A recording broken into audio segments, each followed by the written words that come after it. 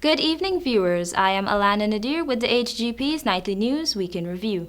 Here is where we bring you all the top stories that made the news during the past week. On Tuesday, December 28, police were called to the home of City Mayor Obraj Narain to investigate whether he, the mayor, allegedly discharged his firearm. As you will hear from Travis Chase, the mayor believes that political mischief is afoot. Georgetown Mayor Obraj Narain believes that there is a hatched plan in the corridors of power to tarnish his reputation as city mayor and perhaps to have him removed as mayor. Over the weekend, it was reported by several online news outlets that Mr. Narain was allegedly involved in a shooting incident at his home. The mayor believes that it's political mischief. It is political mischief. I can say to you, generally, the PPP government have been trying to get to me from since they took office. You hear about audit at the city council, you hear about fraudster and money and all these nonsense, and not no truth.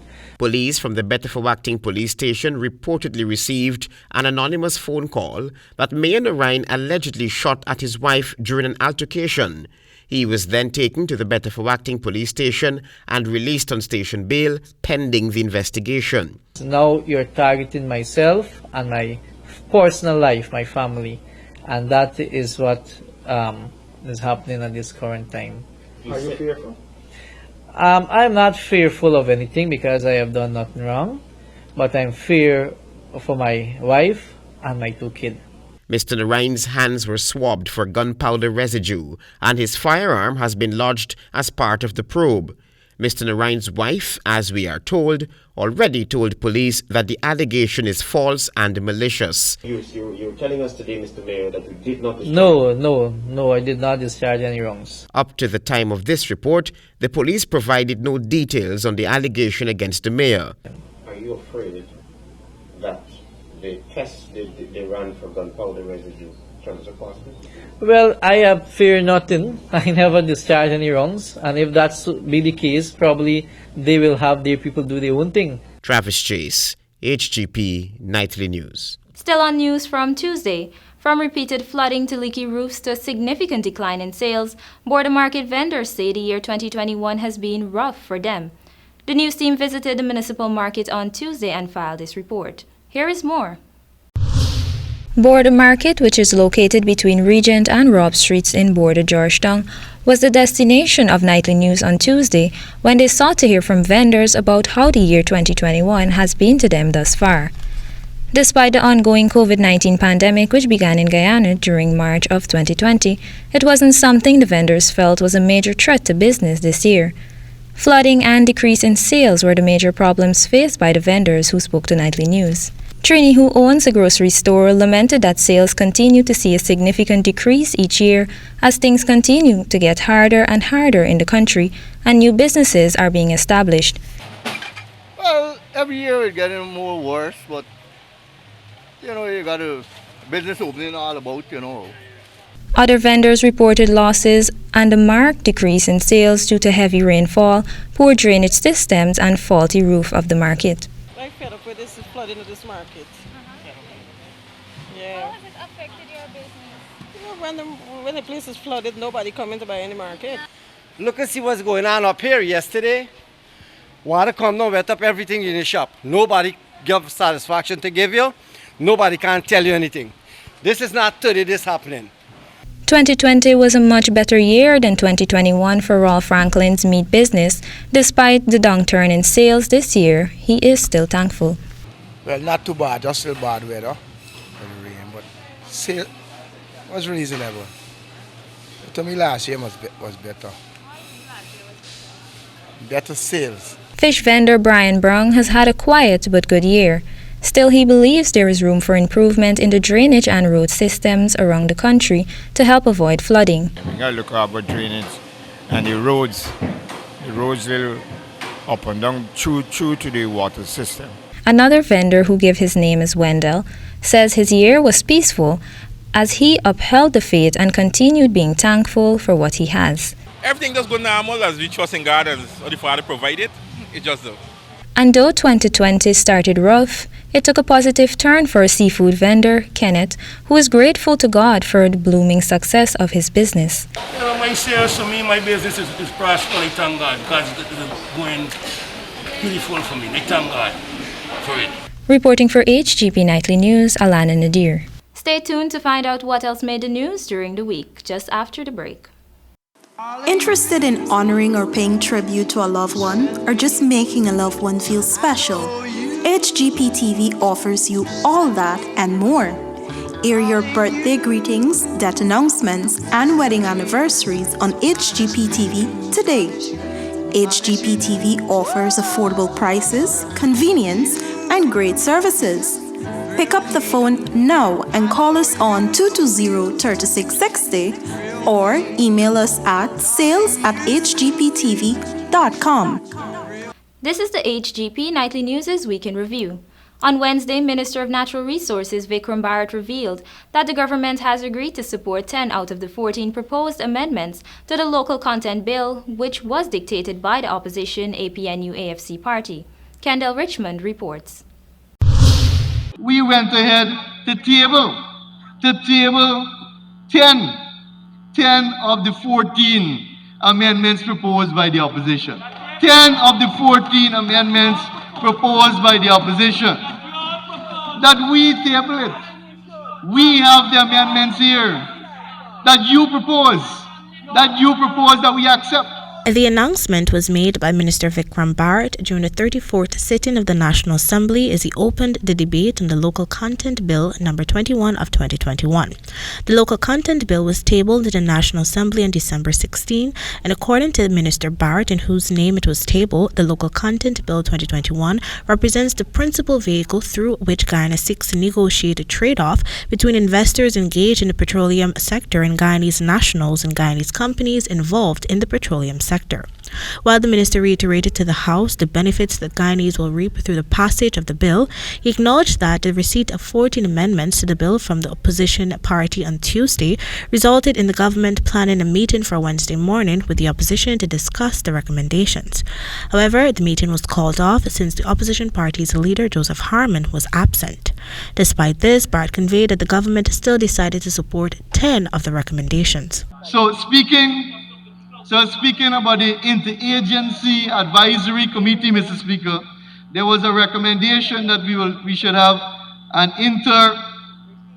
local content committee, oversight committee.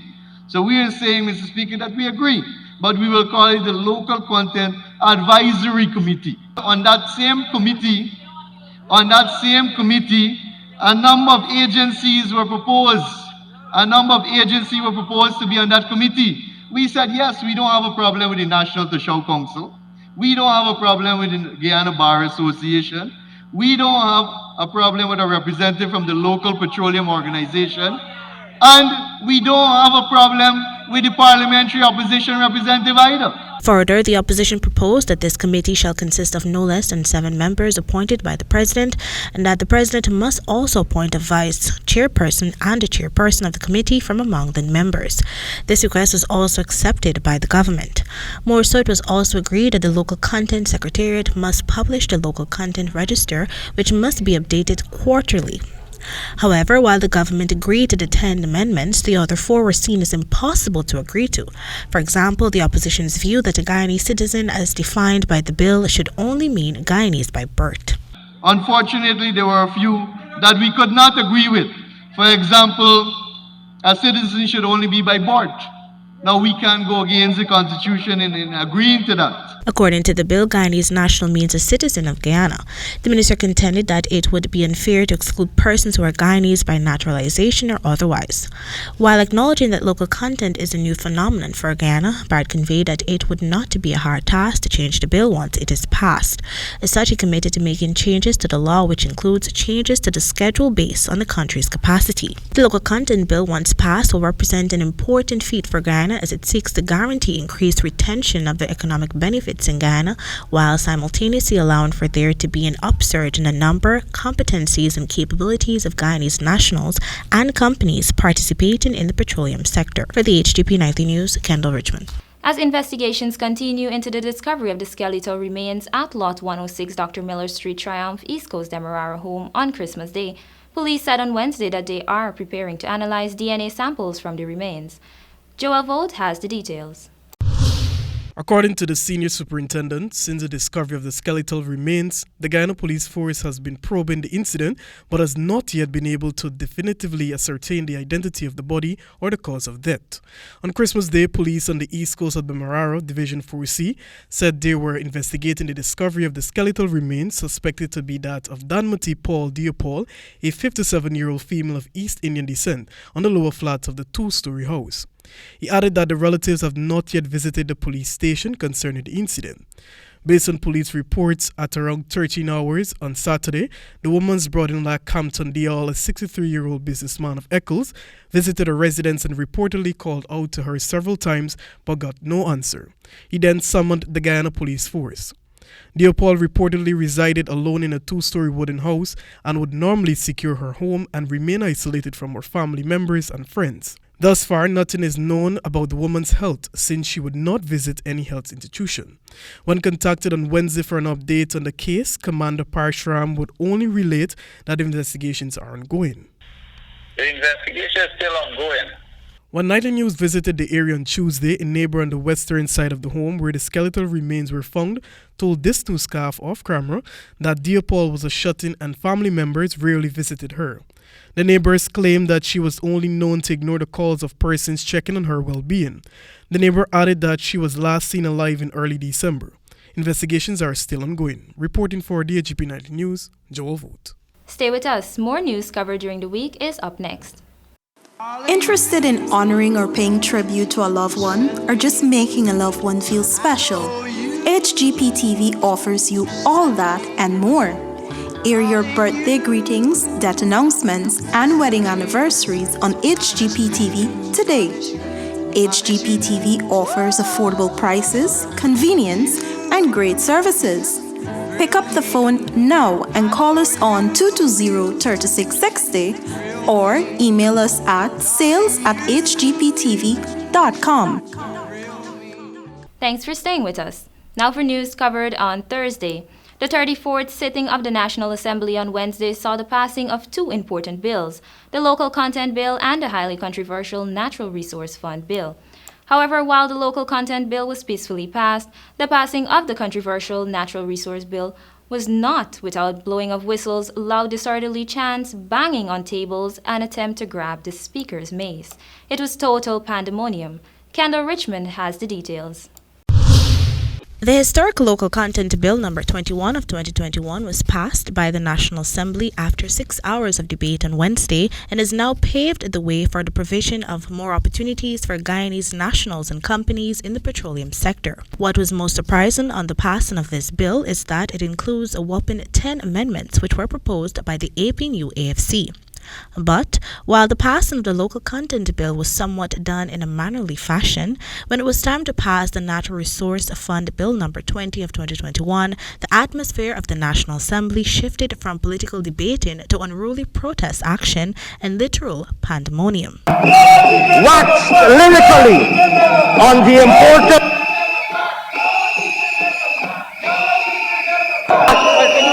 so that Natural Resource Fund Act in fact is one of the most vulgar, and so we are witnessing now. Despite this move by the opposition, the Finance Minister Ashni Singh completed his presentation of the bill, after which it was proposed that the bill be read for a second time, and the bill was put to a vote by Minister of Governance and Parliamentary Affairs, Gail Teixeira. All 47 clauses and 2 schedules were then put to a vote by the Speaker of the National Assembly, Mansour Nadir, which resulted in the government with its majority seats in the National Assembly voting favourably to ensure its passage. Following this passage, members of the opposition via virtual press conference dubbed the bill's passing to be illegal.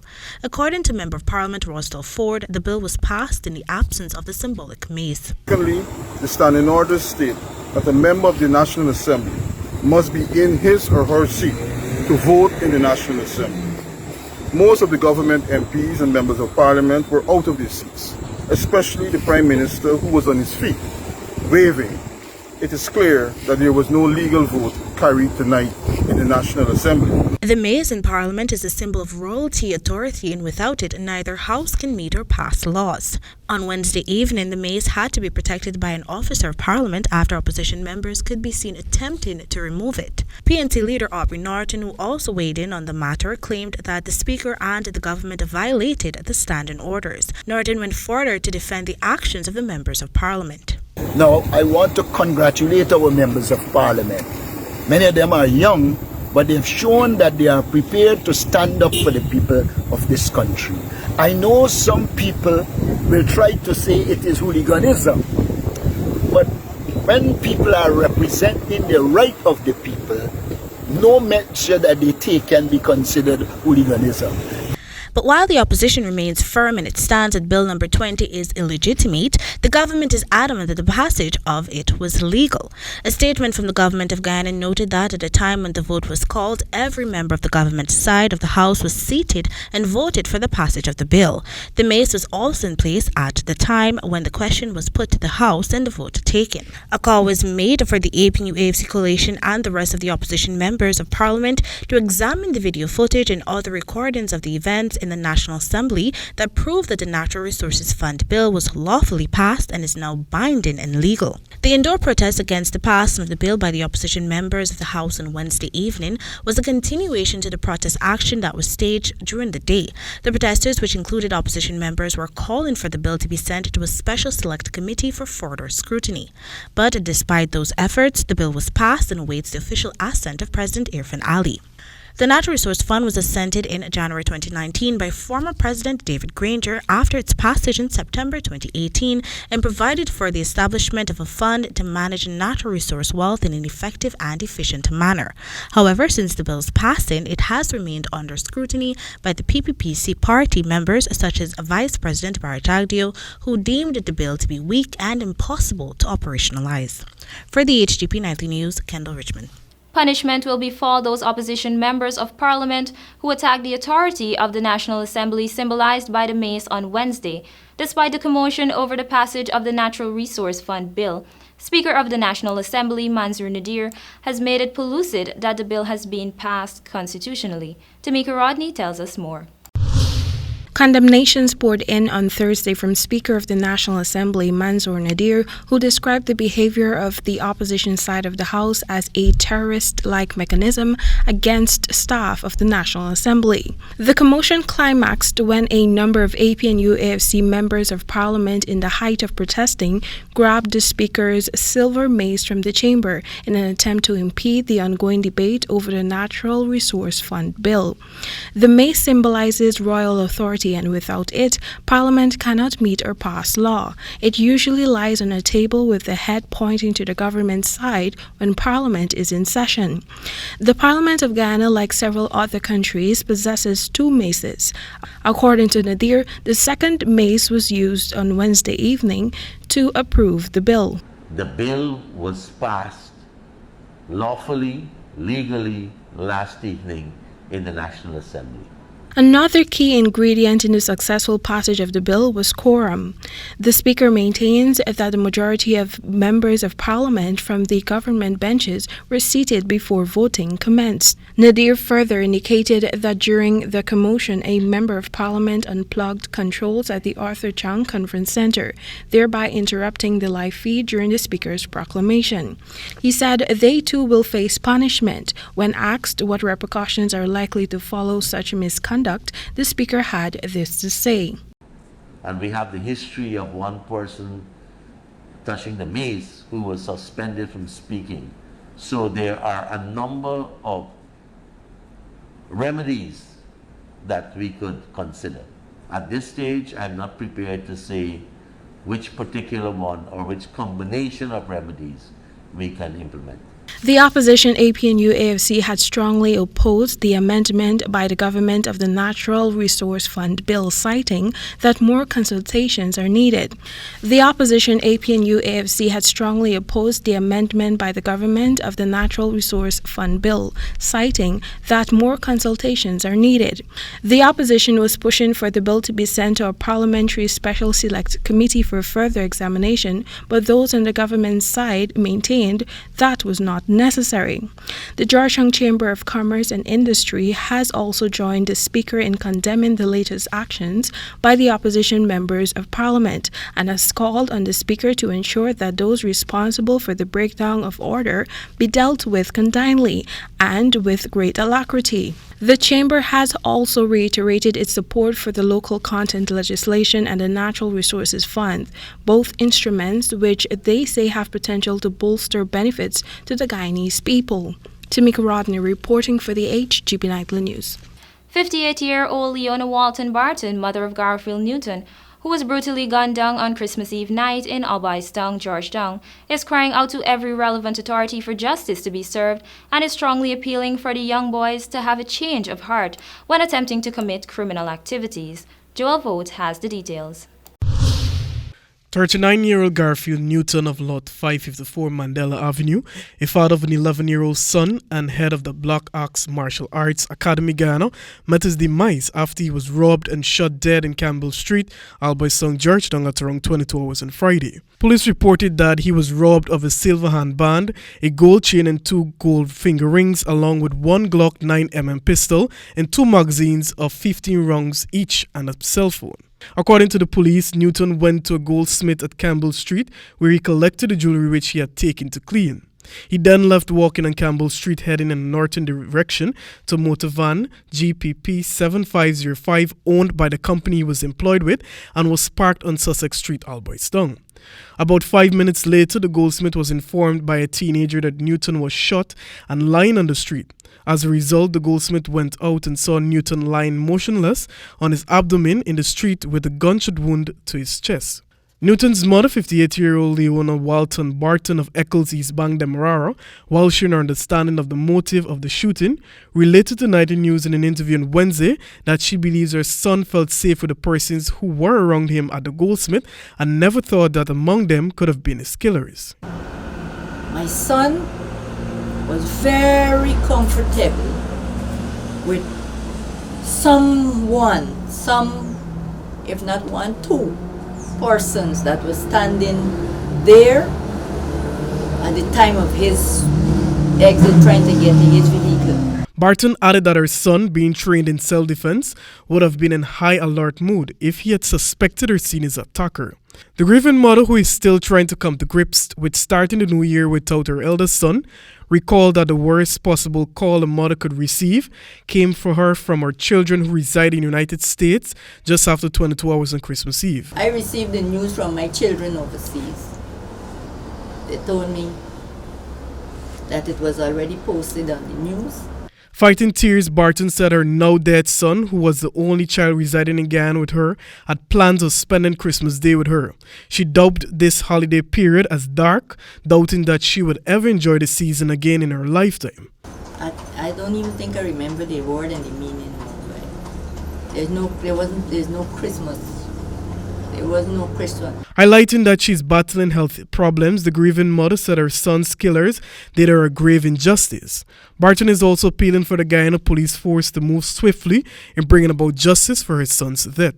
Yes, I pray, I hope, I pray that the police officers that are handling this case be God-fearing, be